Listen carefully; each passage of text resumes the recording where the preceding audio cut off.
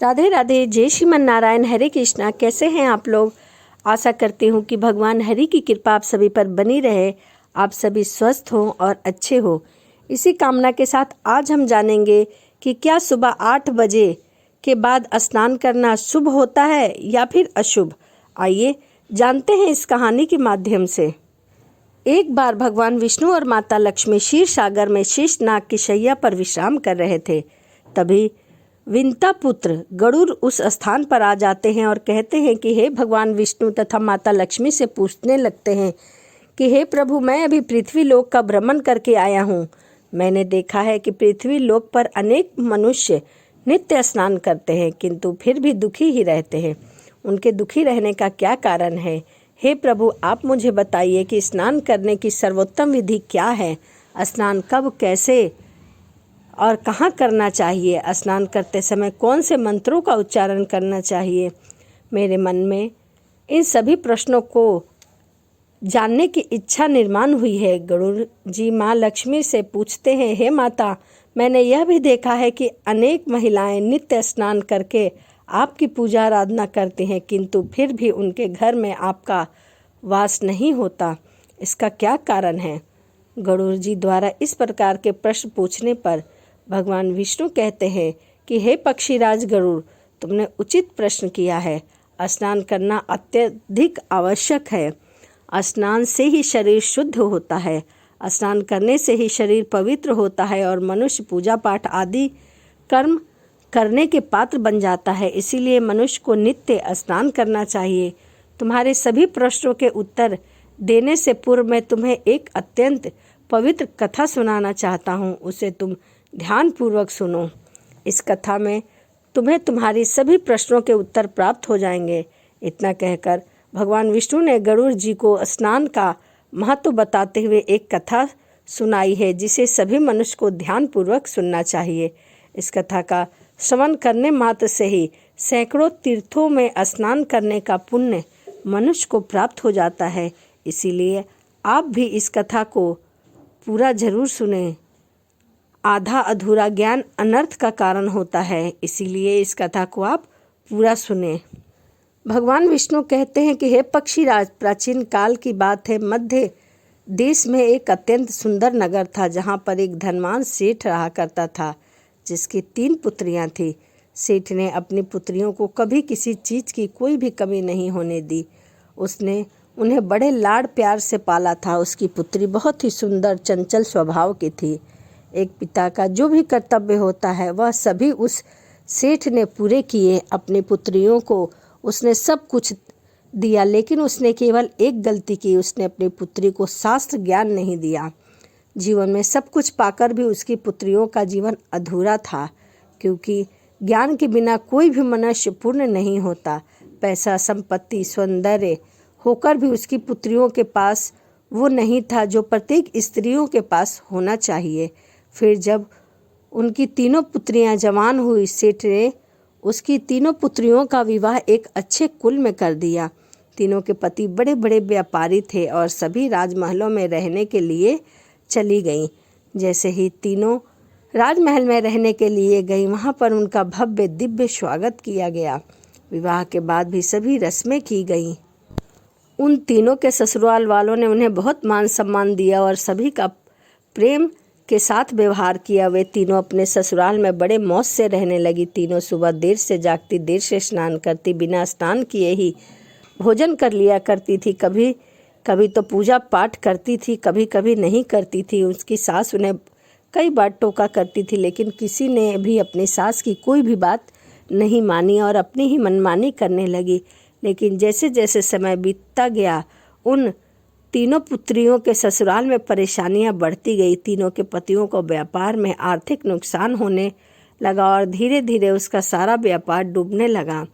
दूसरों से कर्ज लेकर वह अपने व्यापार को चलाने लगे लेकिन फिर भी व्यापार घाटे का ही सामना करना पड़ा जिससे घर में क्लेश होने लगा। बार बार लड़ाई झगड़े होने लगे। जब से ये तीनों उन घर में रहने के लिए चली गई हैं तभी से उनके घर में संकट आना शुरू हो गया है। इन तीनों बहनों के ससुराल में पैसे की इतनी तंगी हुई कि उन्हें अपना घर बार सब कुछ बेचना पड़ा और वे सभी झोपड़ी में जाकर रहने लगी।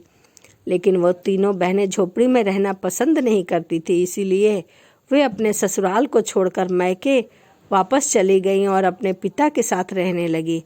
अपने घर पर आकर भी वो तीनों की आदत नहीं बदली थी। घर पर भी आकर वह तीनों बहनें बड़े मौज से रहने लगी। वहाँ पर भी वो तीनों देर तक सोकर उठती थी और देर तक ही स्नान किया करती थी। बिना स्नान किए ही भोजन कर लिया करती थी, जिस कारण से उनके पिता को भी व्यापार में धीरे धीरे नुकसान होने लगा और उनकी भी आर्थिक स्थिति खराब होने लगी। फिर एक दिन उनके द्वारा पर भगवान विष्णु एक साधु का रूप धारण करके आए। सेठ ने उन साधु का प्रेम पूर्वक स्वागत किया और उनके पैर धोकर उन्हें प्रणाम किया। फिर सेठ ने उस महान साधु को अपना दुख बताया और उसका निवारण करने के लिए उपाय पूछा। सेठ ने अपनी पुत्रियों को भी बुलाया और साधु को उनके बारे में भी सारी हकीकत बता दी। जैसे ही उस साधु ने सेठ की तीनों पुत्रियों की तरफ देखा तो उन्हें सारी हकीकत का पता चल गया। उन तीनों बहनों के चारों ओर नकारात्मक शक्तियों का घेरा बना हुआ था, जो उनके साथ ही चलता रहता था। वह जहाँ पर भी जाती थी, नकारात्मक शक्तियाँ उनके साथ जाती थी, उनका पीछा नहीं छोड़ा करती थी। उस सिद्ध साधु ने उस सेठ से कहा, तुम्हारी तीनों बेटियों की आदत के कारण उनके चारों ओर नकारात्मक ऊर्जा का घेरा बना हुआ है। इसी कारण से यह जहाँ भी जाती है वहाँ केवल दुख और संकट ही आते हैं। तुम्हारी तीनों पुत्रियाँ अत्यंत आलसी है। यह देर से जागती हैं, देर से स्नान करती हैं, बिना स्नान किए ही भोजन कर लेती हैं, पूजा पाठ बिल्कुल भी नहीं करती हैं। इसी वजह से उनके जीवन में संकट आ रहा है। फिर उस साधु ने उस सेठ को और उसकी पुत्री को अत्यंत महत्वपूर्ण ज्ञान दिया और उसका नित्य पालन करने के लिए कहा। भगवान विष्णु कहते हैं कि हे वत्स, स्नान के 5 प्रकार होते हैं: ब्रह्मा स्नान, देव स्नान, ऋषिश स्नान, मानव स्नान और दानव स्नान। इन्हें समय के अनुसार वर्गीकृत किया गया है। शास्त्रों में ब्रह्म मुहूर्त में किए जाने वाले स्नान को सर्वश्रेष्ठ स्नान माना गया है। ब्रह्म मुहूर्त यानी कि रात्रि का अंतिम पहर और सूर्य उदय से ठीक 1.5 या 2 घंटे पहले का समय होता है, यानी कि साधारण सुबह 4 से 5:30 बजे का समय। शास्त्रों में यह समय दिन का सर्वश्रेष्ठ समय माना गया है, क्योंकि इस समय वातावरण में अद्भुत और चमत्कारी ऊर्जा व्यापक होती है। यह समय देवताओं का समय होता है। इस समय देवताओं का स्मरण करते हुए ब्रह्म मुहूर्त में किए जाने वाले ब्रह्म स्नान को सर्वश्रेष्ठ स्नान कहा गया है। इस समय स्नान करने से और स्नान के तुरंत बाद सूर्य देवता को अर्घ देने से जीवन में सुख, समृद्धि और शांति आती है। दिन भर मनुष्य का तन और मन ताजगी और सकारात्मक ऊर्जा से भरपूर रहता है। ब्रह्मा स्नान करके मनुष्य रोग तथा बीमारियों से दूर रहता है। उसका शरीर निरोगी और स्वस्थ रहता है। दूसरा स्नान है देव स्नान। सुबह 5 से 6 बजे के बीच किया जाने वाला स्नान देव स्नान कहलाता है। सभी पवित्र नदियों का स्मरण करते हुए किए जाने वाले इस स्नान को सर्वश्रेष्ठ स्नान भी माना जाता है।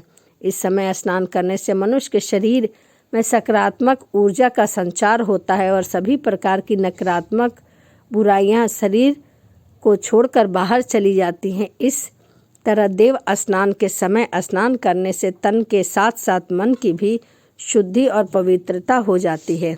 इस समय पर स्नान करने से धन संपत्ति में वृद्धि होती है। मनुष्य को सभी भौतिक सुख प्राप्त होता है। सुबह सुबह जब आकाश में तारे नजर आते हैं, उस समय किए गए स्नान को ऋषिश स्नान कहते हैं। ये भी श्रेष्ठ स्नान होता है। इस समय स्नान करने से मानसिक शांति मिलती है। तीसरा है मानव स्नान। सुबह 6 से 8 बजे के बीच में किया जाने वाला स्नान मानव स्नान कहा गया है। यह स्नान सूर्य उदय के समय या सूर्य उदय के ठीक बाद किया जाता है।